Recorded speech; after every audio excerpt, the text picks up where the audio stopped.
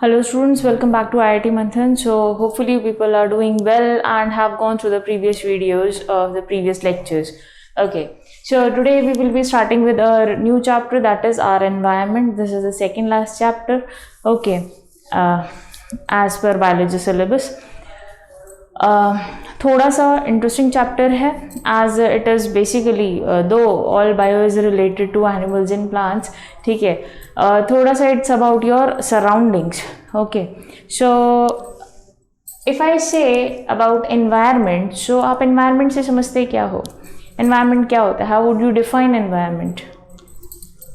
It is something which is in your surrounding, if I am not wrong. ठीक है, क्या होता है कि जो भी आपके सराउंडिंग में है, अगर आपको लगता है कि okay this is something, greenery है बहुत ज़्यादा, ठीक है, और हल्की फुल्की बारिश है, तो व्हाट यू से वेदर इज़ नाइस. ठीक है, but the surrounding, talking about the surrounding, यहाँ पे क्या होएगा? You also include that whether plus that flora and that fauna वाला पार्ट. ठीक है, फ्लोरा और फौना है, इसमें दो चीज़ें आई हैं, ये क्या होती हैं? ठीक है, flora is basically the plant part. ठीक है, तो जितने भी प्लांट्स हैं वो सारे आपके फ्लोरा में आते हैं. Coming on to fauna, fauna is your animal part. तो जितना भी एनिमल वाला पोर्शन है, जितने भी ऑर्गेनिजम्स है, ये एनिमल वाला पोर्शन आता है किसमें? आपके फौना में. क्लियर है? So what is environment? It is basically the surrounding. ठीक है, अब यहाँ पे ये जो आपके around environment है, ठीक है, यहाँ पे we have different ecosystems as well. ठीक है, I'm talking about the ecosystem. अगर मैं इकोसिस्टम की बात कर रही हूँ एंड इफ आई से कि एक पर्टिकुलर इकोसिस्टम है where like you have different birds, different animals and different plants. ठीक है, सो वहाँ पे वो एक इकोसिस्टम है जहाँ पे उनको फूड मिल रहा है, सारी चीज़ें हो रही है उनकी लिविंग के लिए, एसेंशियल चीज़ें, सारी चीज़ें अवेलेबल हैं. ठीक है, another ecosystem is if you say forest. So ये अपने आप में एक इकोसिस्टम है. We have flora and fauna there, plus कुछ बायोटिक और एबायोटिक फैक्टर्स होते हैं. Now understand what is biotic and abiotic. By the name itself तुम्हें समझ में आता है, बायो का मतलब क्या होता है? Living. If I am talking about the biotic factors, तो बायोटिक में मेरे पास कौन से आएंगे? The living organisms. अब लिविंग में मेरे पास क्या आएगा? फ्लोरा और fauna. Isn't it? What I'm talking about is ecosystem. Ecosystem में हमारे पास होते हैं क्या? बायोटिक और एबायोटिक फैक्टर्स. बायोटिक और एबायोटिक फैक्टर्स में से बायोटिक वाला जो पार्ट है that is your living thing which we were talking about flora and fauna. जितनी भी लिविंग चीज, लिविंग थिंग्स आपके अराउंड, आपकी सराउंडिंग में प्रेजेंट है, ठीक है, दैट इज आपके एनवायरनमेंट में जो प्रेजेंट है that is your biotic factors. ठीक है, coming on to the abiotic. मैं अगर कह रही हूं एबायोटिक, ठीक है, so abiotic is something which is non living. ठीक है, अब ये नॉन लिविंग वाला पार्ट आता है. Explaining about this, in case we are human beings. ठीक है, अब इन केस हमारे पास एयर नहीं है, वाटर नहीं है, ठीक है, so what is there? Can we survive? Obviously no. ठीक है, अब यहाँ पे अगर हम सर्वाइव नहीं कर सकते हैं, so these are what I am talking about. Water और एयर जो है ये हमारे एबायोटिक फैक्टर्स हैं which are actually important in any ecosystem for the biotic factors to live. Clear है? क्या होगा? एक एनवायरमेंट है that is your surrounding. In that environment we have different ecosystems. ठीक है, अब अगर मैं बात करती हूँ लेक्स, तो उनका एक अलग इकोसिस्टम है. ठीक है, उनमें डिफरेंट तरह की फिशेज, ऑर्गेनिजम्स, वाटर प्रेजेंट है. ठीक है, अब हम इकोसिस्टम की बात करते हैं, तो इकोसिस्टम में क्या चीजें हम पढ़ रहे हैं? बायोटिक और एबायोटिक फैक्टर्स, जिनके बिना चीजें पॉसिबल नहीं है. इफ एबायोटिक फैक्टर्स अकेले हैं, वहां पे भी वो इकोसिस्टम नहीं बना रहे हैं. इफ आई से कि बायोटिक फैक्टर्स बिना एबायोटिक फैक्टर्स के रह लेंगे, सो दिस इज पॉसिबल नहीं है, क्योंकि मैंने आपको एग्जाम्पल के तौर पे ह्यूमन बीइंग का एग्जाम्पल लिया जहां पे वाटर और एयर अगर गायब हो जाता है, जो दो ज़्यादा एबायोटिक फैक्टर्स, ठीक है, तो वहां पे क्या होगा, the human being can not survive. Hopefully it is clear. So यहाँ पे we will be studying about all this. Now coming on to the next part in which we say talking about the living part, that is the biotic factors, ठीक है। Hopefully this is clear. If I say the biotic factors, मतलब मैं किसके बारे में बात कर रही हूँ, लिविंग के बारे में, and I am saying कि यहाँ पे टॉकिंग अबाउट जैसे हमने फर्स्ट चैप्टर में पढ़ा था आपने, ठीक है, इट वाज लाइफ प्रोसेसेस, पढ़ा था, याद भी है, भूल गए, ठीक है। तो लाइफ प्रोसेस चैप्टर में हमने क्या पढ़ा था, कुछ इंपॉर्टेंट लाइफ प्रोसेसेस हैं, कुछ इंपॉर्टेंट प्रोसेसेस हैं which are actually important for any living organism to survive. Clear है, ये पढ़ा था हमने। अब टॉकिंग अबाउट द बायोटिक और एबायोटिक की कहानी पे, तो यहाँ पे एबायोटिक फैक्टर्स जो है वो हेल्प करते हैं किसी भी लिविंग ऑर्गेनिज्म को अपने लाइफ प्रोसेसेस को कंप्लीट करने के लिए। से for example I am talking about respiration, ठीक है। रेस्पिरेशन में क्या होगा, यू रिक्वायर ऑक्सीजन। अब आप ये भी बोल सकते हो मैम ऑक्सीजन के बिना भी रेस्पिरेशन हो रहा था। We have studied about aerobic and anaerobic respiration, ठीक है, बट यहाँ पे एनारोबिक रेस्पिरेशन हर चीज़ों में पॉसिबल नहीं था, ये भी हमने पढ़ा था, ठीक है। अगर एनारोबिक रेस्पिरेशन हो रहा है तो दैट वाज समथिंग डिफरेंट, ठीक। Coming on to aerobic respiration, वहाँ पे ऑक्सीजन की रिक्वायरमेंट थी and it was the break down. अब यहाँ पे मेटाबॉलिज्म हो रहा है, जो कि क्या है, एक लिविंग ऑर्गेनिज्म का कैरेक्टरिस्टिक फीचर है, क्या, मेटाबॉलिज्म, ठीक है। अब मेटाबॉलिज्म में यू हैव टू थिंग्स, कौन कौन से, कैटाबॉलिज्म और एनाबॉलिज्म, ठीक है। कैटाबॉलिज्म और एनाबॉलिज्म में क्या फर्क है, I am giving you an example. इसका एग्जांपल होगा आपका रेस्पिरेशन एंड इसका एग्जाम्पल है आपका फोटोसिंथेसिस। यहाँ पे कॉम्प्लेक्स चीजें ब्रेक डाउन होती हैं फॉर फर्दर यूज, ठीक है, एंड यहाँ पे स्मॉलेस्ट जो से फॉर एग्जांपल सिंपल जो चीजें होती हैं they join to form a complex material. Photosynthesis में हम ग्लूकोज बनाते हैं, if you remember the equation,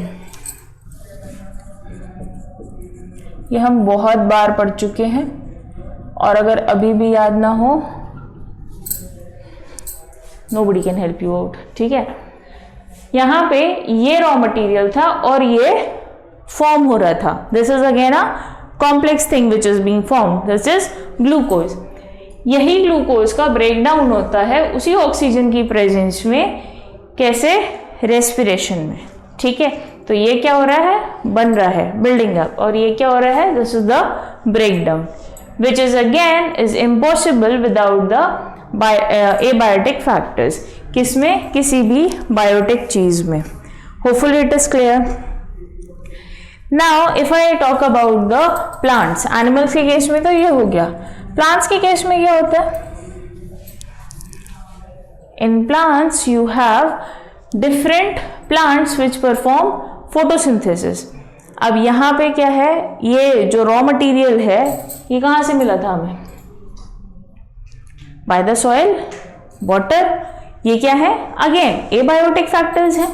अब यहाँ पे जब ये चीजें सॉइल से आ रही हैं, सॉइल से आ रही है और एनवायरनमेंट से आ रही है, तो ये अगेन प्लांट्स के केस में भी क्या हुआ, these abiotic factors are mandatory nutrition को देने के लिए। अब सॉइल अगर मैं बात करती हूँ, प्लांट्स को न्यूट्रिशन कहाँ से मिलता है, so it's because of the soil, ठीक है, ट्रांसपोर्टेशन किस वजह से पॉसिबल होता है, it's because of the soil. ठीक, सो ये सारी चीज़ें सॉइल में से प्लांट में जाती हैं जाइलम और फ्लोएम के through, if you remember in the previous chapters. ठीक है, क्लियर है। Now coming on to the abiotic factors. Okay, so talking about the abiotic factors.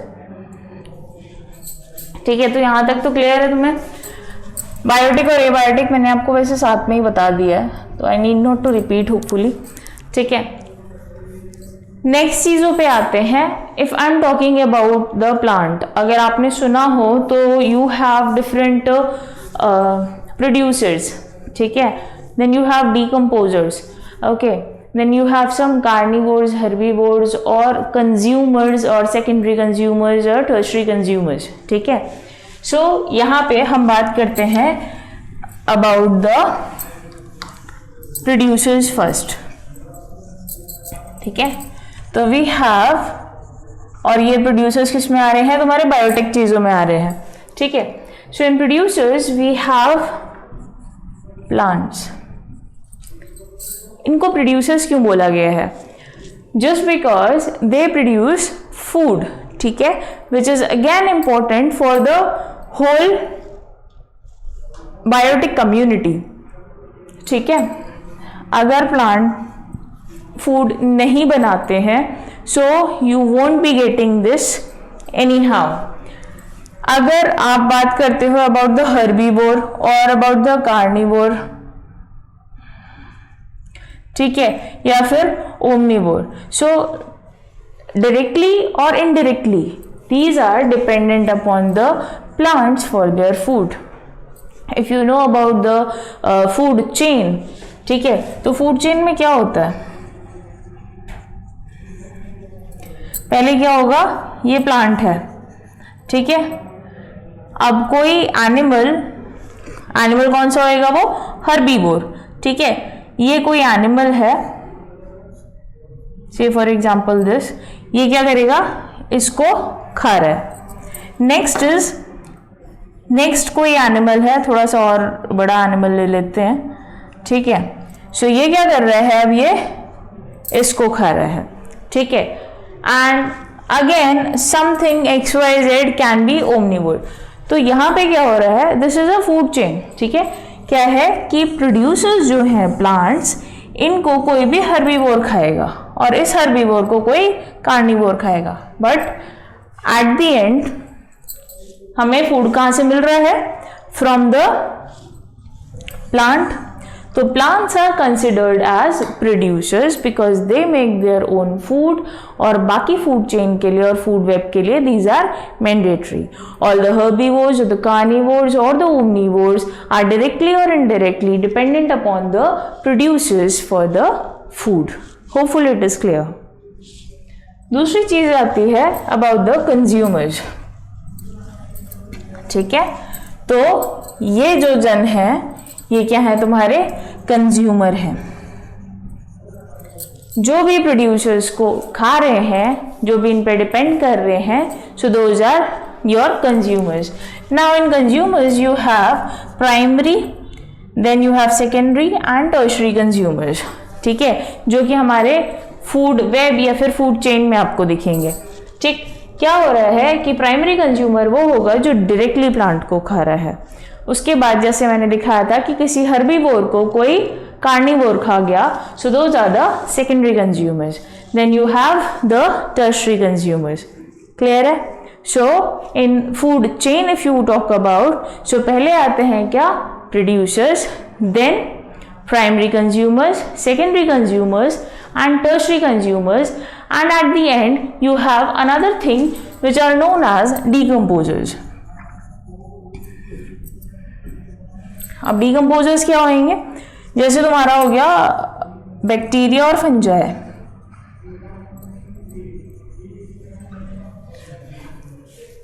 क्या होता है ये बैक्टीरिया और फंजाई?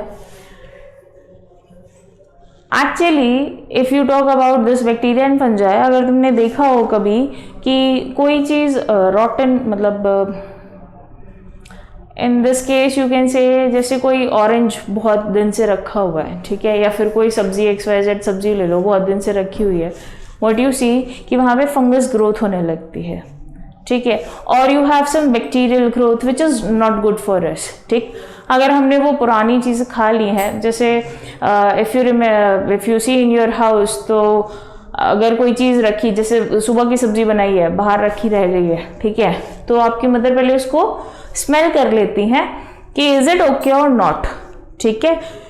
अगर उसमें से थोड़ा बहुत भी स्मेल आ रहा है तो दैट इज व्हाट कि वहाँ पे वो चीज़ खराब हो चुकी है। So they have accept that fragrance of that sabzi, ठीक है। उसके अलावा भी उसमें क्या होता है, you have some sorry other kind of smell, ठीक है, दैट डिपिक्ट्स कि वहाँ पे या तो कोई बैक्टीरियल ग्रोथ हो चुकी है और इधर कोई फंगस ओवरकम कर गया। But fungus is basically actually seen in that case, जैसे कुछ white powdery substance which is on orange, या फिर कोई खराब सब्जी पे, या फिर बहुत टाइम से एक जगह आपने ब्रेड मोल्ड्स का एक्सपेरिमेंट किया होगा होपफुली, ठीक है। इन that case you have that fungus grown over the bread लूफ, ठीक है। सो ये क्या होते हैं, ये जो खराब सड़ जाता है सामान, उसका डिकम्पोजिशन होता है किस पे, बाय द डिकम्पोजर्स। और ये डिकम्पोज करते हैं किसमें, ये क्योंकि मल्टीसेल्युलर कॉम्प्लेक्स चीज़ें हैं। If you are talking about the plants and animals, तो आपको पता है ये मल्टीसेल्युलर कॉम्प्लेक्स ऑर्गेनिजम्स हैं। So these are being decomposed by these decomposers. So again they play a very important role in the ecosystem, और वापस ये मिट्टी में मिला देते हैं उसको, ठीक है, into the soil itself. Hopefully it is clear. So क्या क्या पढ़ा हमने about the producers, consumers and then decomposers. One thing more I want to tell you, कभी कभार कंज्यूमर जो एग्जाम में आपको दिया जाएंगे, सो इट कैन बी, ठीक है, ऐसे भी लिखा होगा। सो ये प्राइमरी है, ये सेकेंडरी है और ये टर्शरी है, ठीक है। सो डोंट गेट कंफ्यूज कि भाई ये 1 डिग्री 2 डिग्री क्या हो गया, ठीक है। तो यहाँ पे ये क्या है, प्राइमरी, सेकेंडरी और टर्शरी कंज्यूमर्स हैं। Hopefully it is clear till this place, ठीक है। डिकम्पोजर्स क्लियर हो गए हैं आपको, ओके, ठीक है। तो यहाँ हमने पढ़ा about this. Hopefully you are aware now कि एक फूड चेन क्या होती है, जिसमें producer is playing an important role, then you have primary consumer and then you have secondary consumer. So this consist of a food chain, जहाँ पे यहाँ पे खाने के साथ साथ, मतलब अगले बंदे का अगर पेट भर रहा है तो उसके साथ साथ एनर्जी भी मिल रही है, ठीक है। सो इट्स लाइक क्या होता है, इफ आई से कि talking about this, the food chain and the food web, if I'm saying, so इस केस में you have the energy transfer.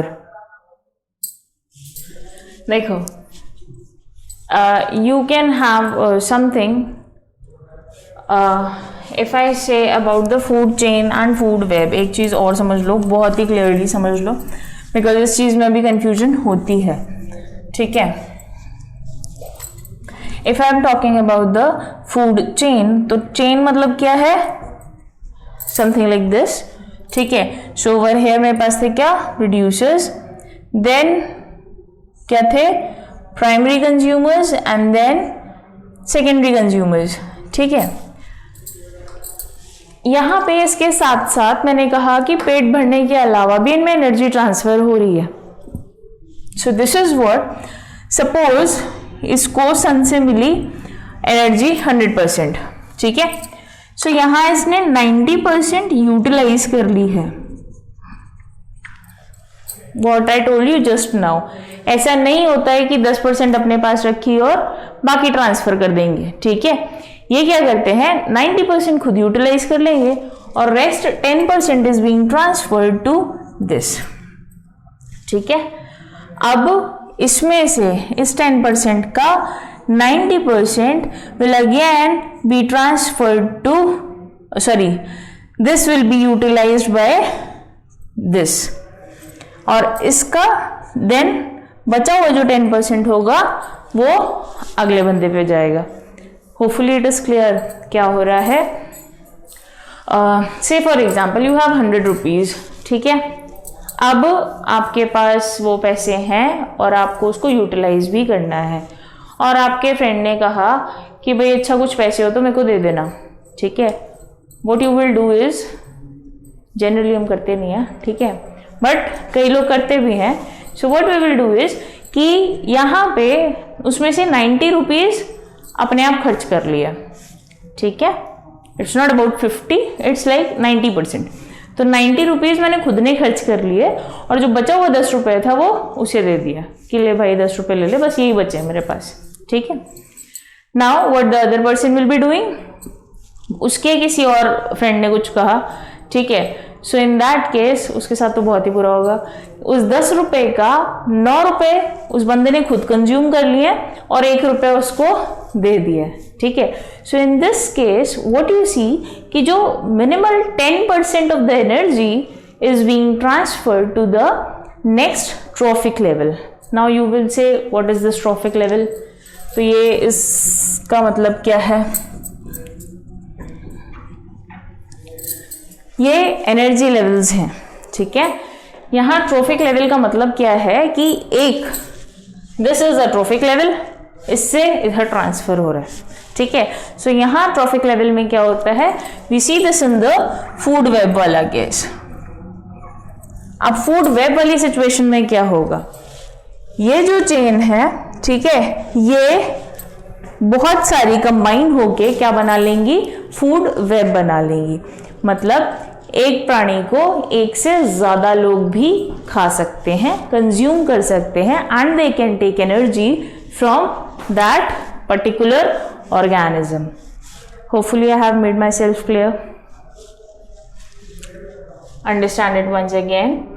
Food chain, बहुत सारी food chain will combine to form food web, ठीक है। अब इसमें क्या होगा, डिफरेंट ट्रॉफिक लेवल्स पे, मतलब अगर मुझसे तुम में एनर्जी ट्रांसफर हो रही है और तुमसे तुम्हारे छोटे भाई बहन में एनर्जी ट्रांसफर हो रही है, so this is what you have different trophic level. It was me at 1, you at 2 and your छोटे भाई बहन विल बी एट 3, ठीक है।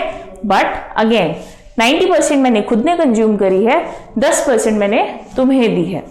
तुम 9% कंज्यूम करोगे उस 10% की, और बाकी का 1%, बाकी का 10% उसे दोगे। तो मतलब what ever energy you have, ठीक है, वो 10% का 90% तुम खुद यूज कर रहे हो, और वो 10% तुम्हारे ब्रदर सिस्टर यूज करेंगे। Again they will be transferring to next level. So these are the trophic levels. Clear है। Now coming on to this food web. Food web में क्या हुआ, मैंने बताया आपको कि यहाँ पे various food chains will be combined to form the food web. अब ये कुछ होता कैसे है ये देख लो। से फॉर एग्जाम्पल ऐसे कि इस पूरे अर्थ पे, ठीक है, we have a ecosystem, environment, ठीक है। तो यहाँ पे अगर मैं बात करती हूँ कि सारे इंसेक्ट्स, ठीक है, खत्म हो जाए, द होल आर्थ्रोपोडा ये खत्म हो जाए, ठीक है, then what will happen, there will be a huge change in the ecosystem. क्यों? क्योंकि वहाँ पे फूड वेब या फूड चेन में से प्रॉब्लम हो जाएगी, ठीक है।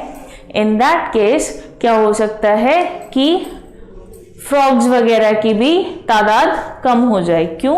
क्योंकि वो इन इंसेक्ट्स को कंज्यूम करते हैं। कुछ बर्ड्स होती हैं वो भी इन्हीं इंसेक्ट को कंज्यूम करती हैं, तो यहाँ पे क्या होगा, इनका लेवल कम हो सकता है, ठीक है। सो यहाँ पे एक प्रॉपर एनर्जी के लिए, अब अगर मान लो कोई पेड़ पौधे नहीं खाएगा, कोई वेजिटेटिव प्रोपोगेशन वेजिटेशन को नहीं खाएगा, तो क्या होगा, एक दिन ये पूरा जंगल खड़ा हो जाएगा, ठीक है। सो यहाँ पे ये हमें कंज्यूम करना इज इम्पोर्टेंट। सेम केस में अगर डियर बढ़ते जा रहे हैं, ठीक है, एंड आपको पता है कि लायन डियर को खाता है, ठीक, अब डियर अगर बढ़ गए हैं लेकिन लायन की मात्रा कम होती जा रही है, तो इस केस में डियर बहुत ज़्यादा हो जाएंगे, लायन बहुत ज़्यादा कम हो गए हैं, and again they will be causing some trouble. ठीक है, सो इसलिए यहाँ पे एक दूसरे को से ना एनर्जी लेके चलना इज इम्पॉर्टेंट, और इन केस यू से कि यहाँ पे एक दूसरे को खाना वहाँ पे उसका मैंडेटरी है। इफ इस फूड चेन में या फिर इस फूड वेब में, स्पेशली इन फूड वेब, अगर कोई भी चीज़ कम ज़्यादा होती है तो यहाँ पे देयर विल बी प्रॉब्लम्स। से फॉर एग्जांपल अगर फ्रॉग्स की कैपेसिटी कम हो जाती है, मतलब फ्रॉग्स की नंबर ऑफ फ्रॉग्स कम हो जाते हैं, तो वहाँ पे ये जो इंसेक्ट्स हैं they will be more, and again they will be causing some problem to the vegetation या फिर ह्यूमन बींग्स को, बाकी एनिमल्स को। ठीक है, तो ये सारी चीज़ें क्या होंगी इस फूड वेब में और फूड चेन में मैनेज होती हैं। If you have heard about the endangered species, या फिर कुछ ऐसी स्पीशीज़ जो हमेशा के लिए गायब हो चुकी हैं, एक्सटिंक्ट स्पीशीज़, ठीक है, या फिर कुछ ऐसी जिनका some last generation is left. ठीक है, so this is the importance कि यहाँ पे हम इन चीज़ों को प्रोटेक्ट करके रखते हैं ताकि वो नेक्स्ट उस पर काम आ सके। ठीक है, hopefully it is clear.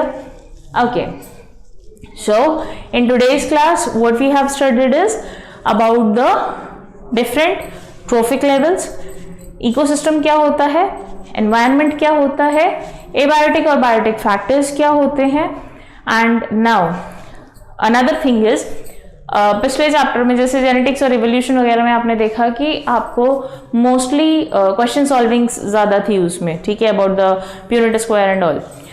In this chapter you have more of learning part, जैसे एवोल्यूशन में मैंने आपको बताया।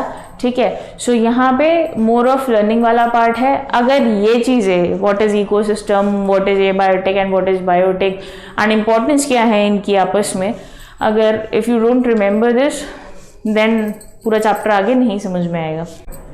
मैंने आपको बताया था कि एनर्जी ट्रांसफ़र होते हैं। ठीक है, so in that energy transfer I told you कि 100% एनर्जी है, और वो नेक्स्ट जब ट्रॉफिक लेवल में जाएगी तो क्या होगी 10% ही जाएगी।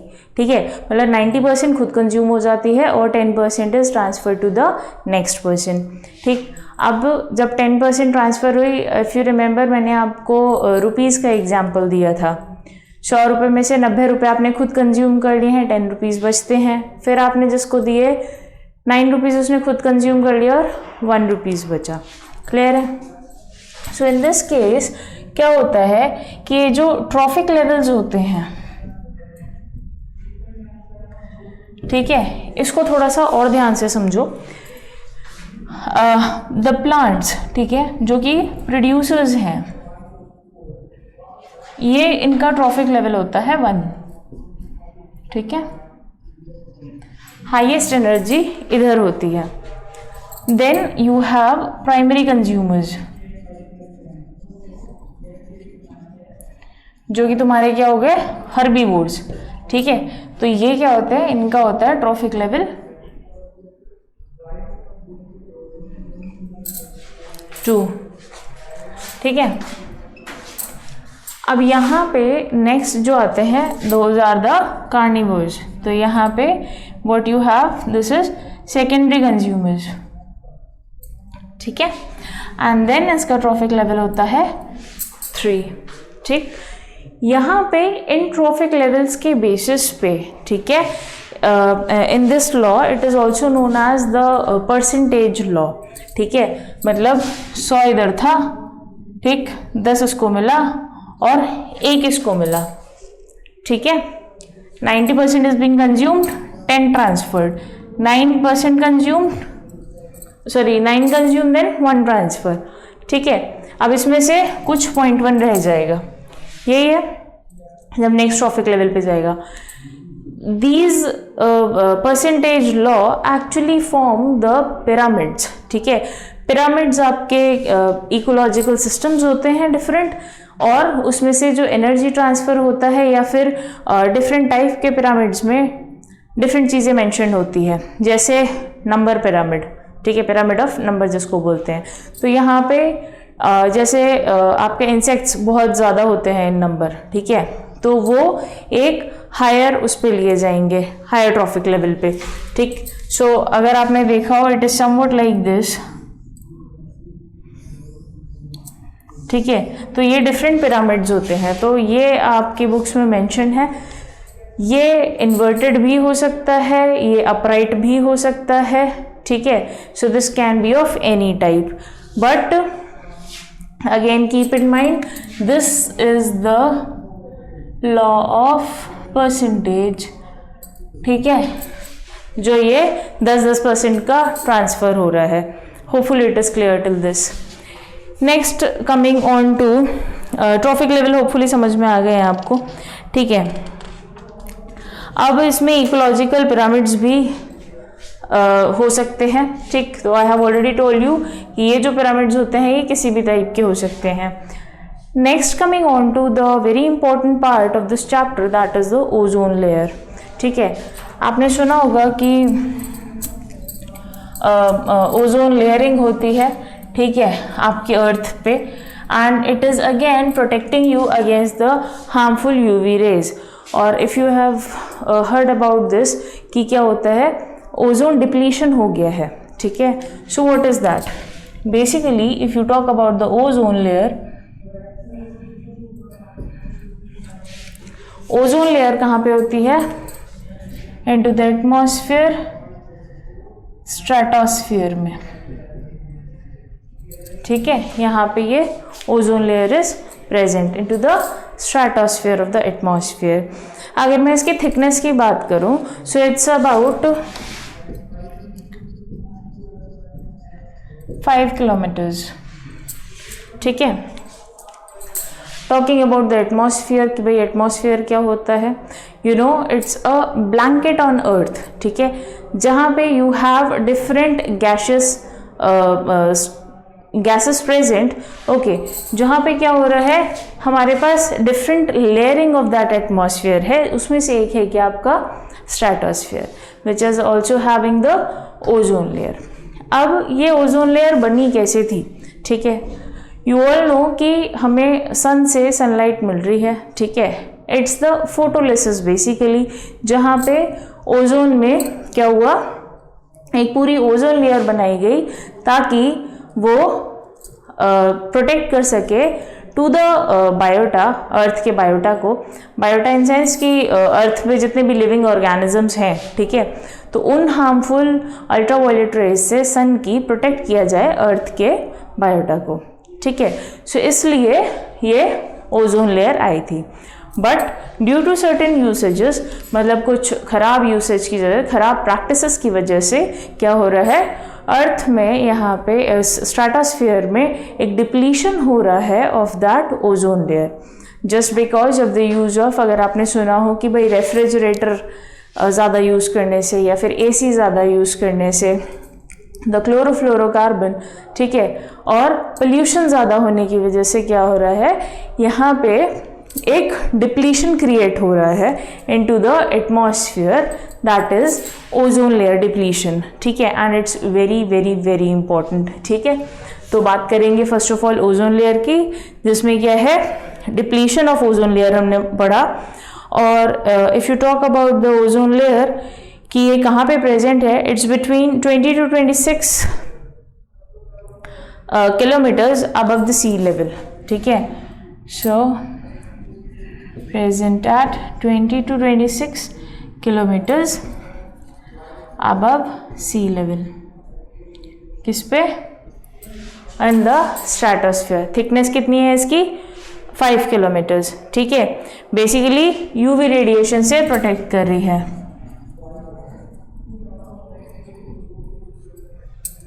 और you can better right protection from UV radiation, ठीक है।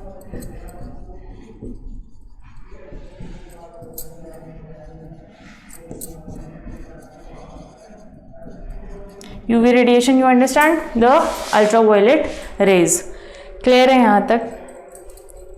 Now coming on to the depletion वाला part, यहाँ पे ओजोन बेसिकली किसकी फॉर्म होती है, action of ultraviolet radiation on oxygen gas. You all know ozone क्या होता है, O3 होता है, इजंट इट? ऑक्सीजन क्या होता है तुम्हारा? O2 होता है. Now let us see here. Okay, so यहाँ पे देखते हैं कि इसमें क्या होगा. इफ आई से ऑक्सीजन मॉलिक्यूल है एक, that is your O2.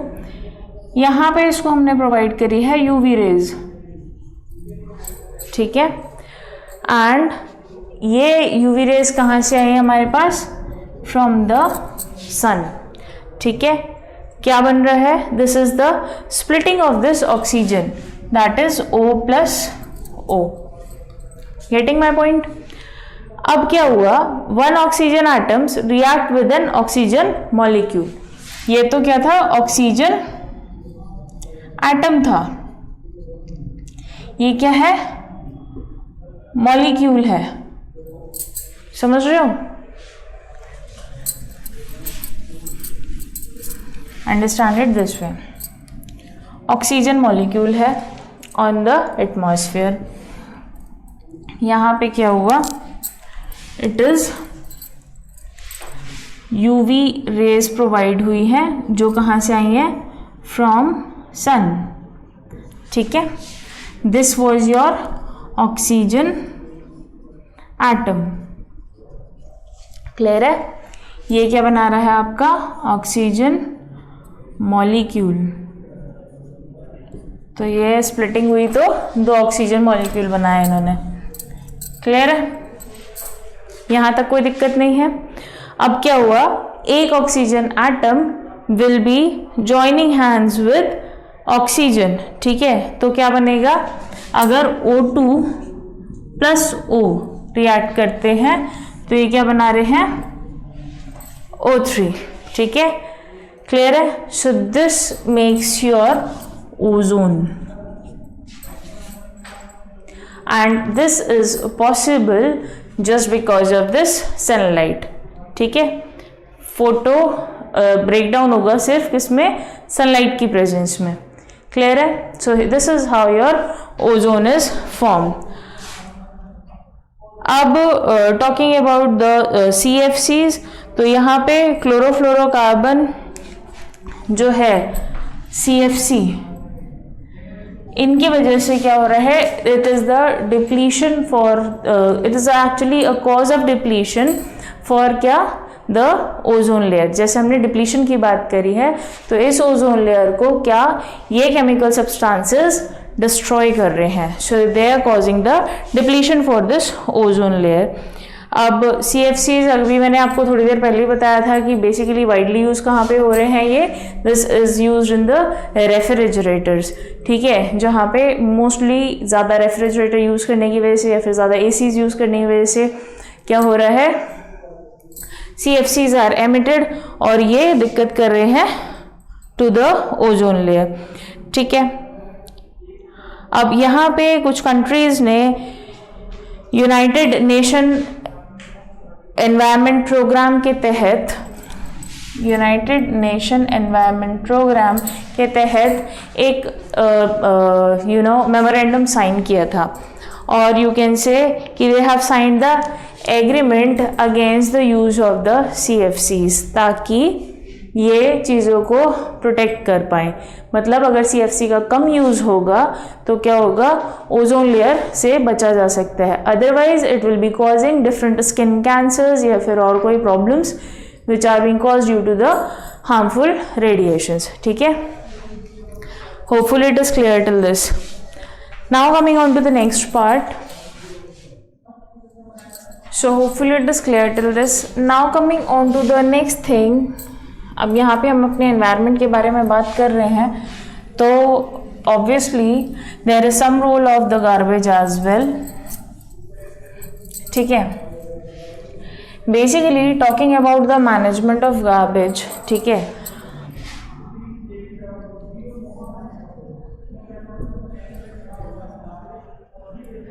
Garbage basically क्या होता है? Garbage is basically what you say the leftover food or कुछ जितना भी कूड़ा होता है बेसिकली हाउस होल्ड, ठीक है, दैट इज़ योर गार्बेज, ठीक है, and it can be anything. अब in that case you have 2 type of garbage, ठीक है, जहाँ पे अगर आपको पता हो तो if you are talking about the left over food तो ये अलग होता है, and if you are talking about the like some paper और प्लास्टिक और things like this, so this is being kept into another thing. If I'm talking about this, now you need to know about the biodegradable or degradable waste, ठीक है. If I'm saying कि जितना भी garbage है ये biodegradable है,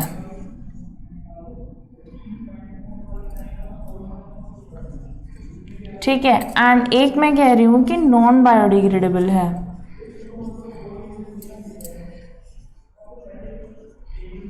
ठीक है.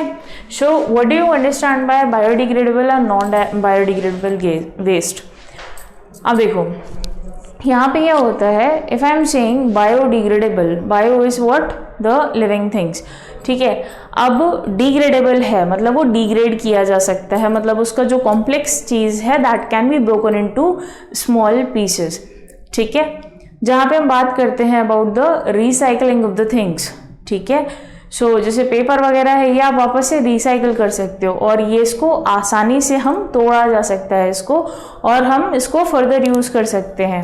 But then talking about the plastic, it's again a non biodegradable thing, ठीक है. तो नॉन बायोडिग्रेडेबल क्या होगा, जो कि ब्रेक डाउन नहीं होगा, सालों साल भी अगर वो पड़ा रहेगा तो भी उसका ब्रेक डाउन नहीं होगा, ठीक है. But talking about this waste of biodegradable जो है, biodegradable can be used further, या तो उसकी रिसाइकलिंग हो सकती है या फिर इसका broken down, this can be broken down.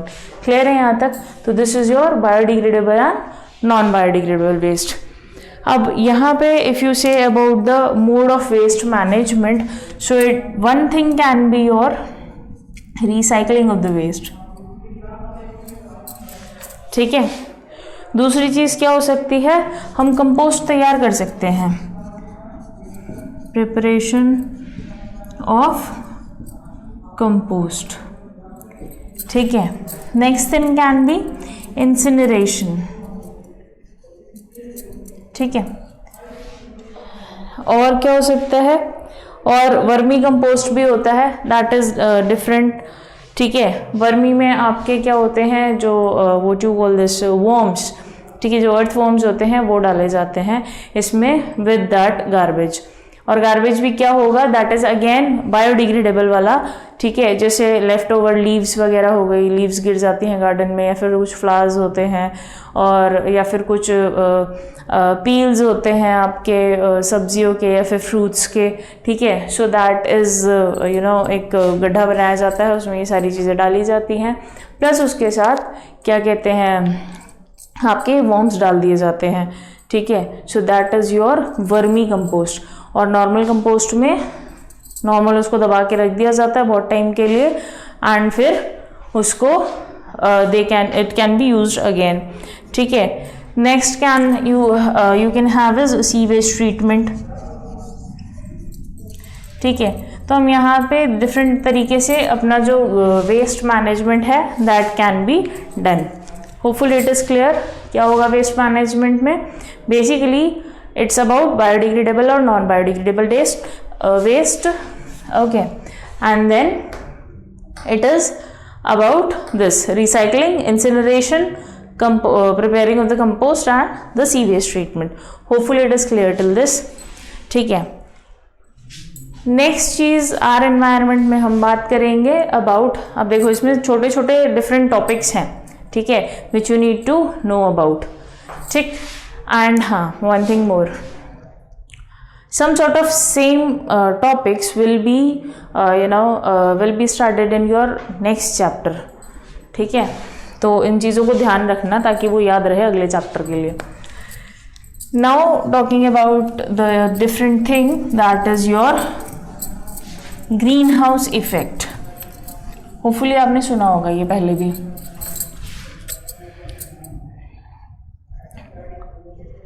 Green house effect. Green house effect क्या होता है? इफ़ यू नो, तो यहाँ पे कुछ रेडिएशंस की बात होती है। We are talking about the radiations, ठीक है। ग्रीन हाउस इफेक्ट की इफ़ यू से, तो वहाँ पे एक हाउस होता है जहाँ पे प्लांट्स आर बीइंग प्लेस्ड, और वो क्या होगा, एक ग्लास हाउस होता है, ठीक है, जहाँ पे हम रेडिएशंस की बात कर रहे हैं। तो ऑब्वियसली उनको रेडिएशन कहाँ से मिल रही होगी? फ्रॉम द सन इटसेल्फ, ठीक है। प्लस क्या होगा, आपकी जो CO2 है, ठीक है, प्लांट क्या कर रहा है, CO2 प्रोड्यूस करेगा at the time of what? Respire करेगा। जब हमने ऑलरेडी पढ़े हैं चीज़ें, जब रेस्पिरेशन होगा तो CO2 इज प्रोड्यूस्ड, और ऑक्सीजन इज प्रोड्यूस्ड जब फोटोसिंथेसिस होगा, ठीक है। तो यहाँ पे ये जो रेडिएशंस होती हैं, द ग्रीन हाउस इफेक्ट, आपने एक चीज़ और सुनी होगी, द ग्लोबल वार्मिंग, ठीक है। ये दोनों, these are the contrary things. यहाँ पे क्या होगा कि ये जो रेडिएशंस हैं बेसिकली क्या कर रही हैं, अर्थ के टेम्परेचर को बढ़ा रही हैं, is increased by these radiations, ठीक है। ओके, तो यहाँ पे अर्थ का temperature is being increased by these radiations, ठीक है। जनरली जो ग्रीन हाउस इफेक्ट में होता था, it is actually the faulty usage of this, you can say, of this structure. वहाँ पे क्या होता था कि वो जो ग्लास हाउस है वो अपने में रेडिएशंस रख लेता था, and due to glass, you know कि वहाँ पे एज़ कम्पेयर टू बाहर का टेम्परेचर और ग्लास के अंदर का टेम्परेचर में फ़र्क होगा, ठीक है। जो अंदर का टेम्परेचर होगा वो हाई होगा, ठीक है, just because of the glass walls, and जो बाहर का टेम्परेचर होगा वो कम होगा। बट जस्ट बिकॉज कि यहाँ पे क्या करना शुरू किया लोगों ने, जैसे डिफॉरेस्टेशन होने लगा, ठीक है, मतलब फॉरेस्ट आपके हटा दिए गए, या फिर प्लांटिंग ऑफ द ट्रीज़ कम कर दी गई, ठीक, एंड बहुत बड़ी बड़ी बिल्डिंग्स बनाने लगे हैं लोग, कंस्ट्रक्शन वर्क ज़्यादा होने लगा है। तो इन सब के चलते क्या हुआ, this took an account of कि greenhouse effect is the cause for your global warming, ठीक है। ग्लोबल वार्मिंग का मतलब क्या हो रहा है कि throughout the world this temperature is rising and intensely affecting the whole biota of the earth, ठीक है। तो इन केसेस में क्या होता है कि no doubt greenhouse effect था, बट यहाँ पे क्योंकि इनका जो मैनली जो प्रैक्टिसेस थी वो भी डिफरेंट थी, ठीक है। तो this is actually the cause जहाँ पे उसने प्रॉब्लम क्रिएट करनी शुरू करी कि the whole rise in the temperature took place and which introduce to the global warming sessions. Now talking about the global warming, अगर आपने नोटिस किया हो कभी इनटू द एनवायरनमेंट, तो यहाँ पे क्या होता है कि कभी भी बारिश हो रही है, ठीक है, कभी भी टेम्परेचर्स बहुत ज़्यादा हाई हो रहे हैं या फिर बहुत ज़्यादा लो हो रहे हैं। प्लेसेस लाइक अंटार्कटिका, जहाँ पे it's like you know the polar region, जहाँ पे हमेशा बर्फ़ रहती है, तो यहाँ पे भी क्या हो रहा है कि this is like that melting of that ice is taking place, या फिर माउंटेन्स, ग्लेशियर्स, ये सारे क्या हो रहे हैं, मेल्ट हो रहा है इस पे से स्नो। तो this is again causing what, river में वाटर ज़्यादा हो जाएगा, ठीक है, sea level will rise to more point, जहाँ पे आपने सोचा होगा उससे ज़्यादा कहीं इंक्रीमेंट होएगा। So this all you know problematic situations ये किस वजह से हुई हैं, जस्ट बिकॉज सिर्फ ग्रीन हाउस इफेक्ट ही नहीं इसका रीज़न है, जस्ट बिकॉज कि हमने ट्रीज़ लगाने कम कर दिए हैं, या फिर हमने यू नो अर्बनाइजेशन ज़्यादा शुरू कर दिया है, लाइक हमने बिल्डिंग्स वगैरह बनानी ज़्यादा शुरू कर दी हैं। So this is actually a problem for them, clear. So यहाँ पे the chapter is complete now.